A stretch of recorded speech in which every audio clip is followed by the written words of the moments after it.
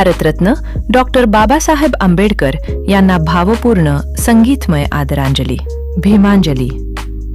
गेल्या दशकापासून मुंबई भारतरत्न डॉक्टर बाबासाहेब आंबेडकर यांच्या महापरिनिर्वाण दिनी 6 डिसेंबर पहाटेच्या शांत पवित्र वातावरणात भारतीय शास्त्रीय संगीताच्या अलौकिक सुरांनी भारावून जाते.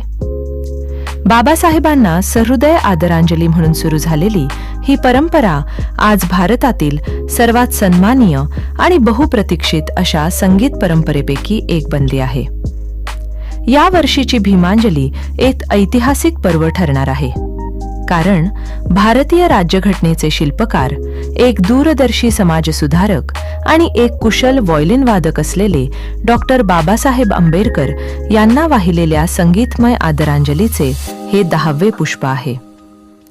विद्वान, कार्यकर्ते, विद्यार्थी, व्यावसायिक आणि संगीतप्रेमी अशा विविध क्षेत्रातील हजारो लोकांचा समुदाय दरवर्षी पहाटेच्या प्रसन्न वातावरणात सूर, राग आणि तालाच्या वैश्विक भाषेतून आदरणीय बाबासाहेबांना आदरांजली अर्पण करण्यासाठी एकत्र येतो.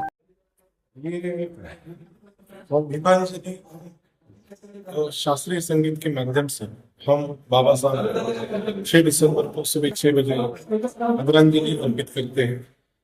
हम सब लोग जानते हैं कि पूरी दुनिया में भारतीय शास्त्रीय संगीत का नाम बहुत ऊंचा है, और ये शास्त्रीय संगीत ऐसा है जिसमें राग, ताल, स्वर और लय ये साथ में आके जब हम इसका परफॉर्मेंस देखते हैं तो एक मन को शांति मिलती है.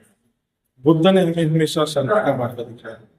बाबा साहब भी हमेशा शांति, अमन चाहते थे इस मुल्क में, और हम सब लोग जानते हैं कि बाबा साहब राष्ट्र निर्माण राज्य घटना के माध्यम से उन्होंने पूरे समाज को एक साथ किया. तो ये ध्यान में रखें, हमने भारतीय शास्त्रीय संगीत के जितने दुनिया में जाने माने घराने वो घराने साथ में लड़के बाबा साहब शास्त्रीय संगीत के माध्यम से आदरांजलि करने का आयोजन 2016 में हमने शुरुआत की इसकी. इसका आगाज पंडित हरिप्रसाद चौरसिया जी इनके बांसुरी से और फिर इसके बाद पंडित अतुल कुमार उपाध्याय जी है, उसके बाद पंडित मुकेश यादव है, पंडित करनी है, आज उसका सुजाता साहब यहाँ पे शिरकत कर रहे हैं. तो ऐसे जाने वाले 30 से 40 घराने के लोग हैं. उन्होंने ये 10 साल में बाबा साहब को शास्त्रीय संगीत के माध्यम से आदरांजलि अर्पित कर. हम लोग ये मानते हैं कि शास्त्रीय संगीत में जात, धर्म, भेदभाव, ऊंच नीच ये नहीं रहे. ये हम लोग जो श्रद्धांजलि अर्पित करते हैं शास्त्रीय संगीत, ये इसमें मुकल नहीं रहता, मतलब गायन नहीं रहता, इसमें शब्द नहीं रहते, जिसे हम निशब्द कहते हैं. निशब्द शास्त्रीय संगीत की श्रद्धांजलि. इसमें ये म्यूजिक से जो वाइब्रेशंस आते हैं, इससे हम विपश्यना या ध्यान धारणा की अवस्था में चले जाते हैं, मौन की अवस्था में चले जाते हैं. तो यही एक मैसेज हम देना चाहते हैं कि इस दिन पे हमें गंभीरतापूर्वक बाबा साहब का अभिवादन करना चाहिए, मौन रहना चाहिए, शांत रह के विचार करना चाहिए कि बाबा साहब ने जो विचार है इस देश को, इस समाज को दिया है, उस विचारों पे चलने के लिए हम कितने मजबूत हुए हैं, हमें कितना चलना है, ये भावना मन में रख के चिंतन करके हम पूरे साल में काम करते हैं.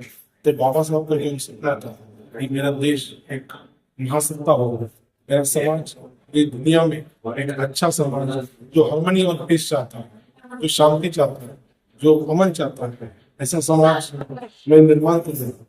तो ये मैसेज हम इस भीमांजलि के माध्यम से देते हैं. हा जो इथे 10th ॲन्युअल म्युझिक होमेज हे जे झालेलं आहे, हा इव्हेंट आता मी स्वतः आतमध्ये एन्जॉय करत होते. मला असं वाटतं की 6 डिसेंबर हा एक असा दिवस आहे जिथे आपल्याला आपलं मन शुद्ध आणि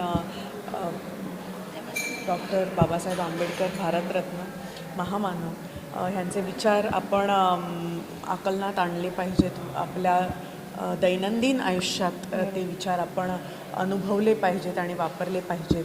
आणि त्यासाठी एक म्युझिकल सकाळ जी आपण म्हणतो त्याची सुरुवात इथे होत आहे आणि मला असं वाटतं की सगळे महान वादक इथे जमलेले आहेत आणि त्याचा आस्वाद घेण्यासाठी आज आम्ही सगळे लोक इथे जमलो आहोत आणि मला खूप आनंद झाला, मन शांत झालं आणि कुठेतरी पुन्हा एकदा ह्या नवीन वर्षाची सुरुवात चांगल्या भावनांनी आणि डॉक्टर बाबासाहेब आंबेडकर यांची जी शिकवण आहे ती दैनंदिन जीवनात वापरून त्यांनी व्हावी अशीच मी प्रभूचरणी प्रार्थना करते. Thank you so much. आणि आपण आलात त्याच्यासाठी धन्यवाद. थँक्यू. सर्वांना क्रांतिकारी जय भीम. आज भीमांजली कार्यक्रम हा याचं 10वं वर्ष आहे. तर हा दरवर्षी सकाळी 6 वाजता बाबासाहेबांना मानवंदना म्हणून, बाबासाहेबांना आदरांजली म्हणून हा कार्यक्रमास आज 10वं वर्ष आहे. तर आम्ही सगळे सकाळीच येतो इथे. रात नाही, आम्ही रात्रीपासून जागत असतो सगळीजणं. डॉक्टर सर पण असतात, सगळे असतात. पण काय आहे माहिती आहे, याच्यामध्ये नुसतं बाबासाहेबांनी हे दिलं आहे म्हणून आहे की आमचं हे कर्तव्य आहे म्हणून. हर्षदीप कांबळे सर, विश्राम सर या सगळ्या कार्यक्रमाचं नियोजन करतात. विजय कदम सर सगळे कार्यक्रमाचं नियोजन करतात. भीमांजली कार्यक्रम 10 वर्षापासून चालू आहे.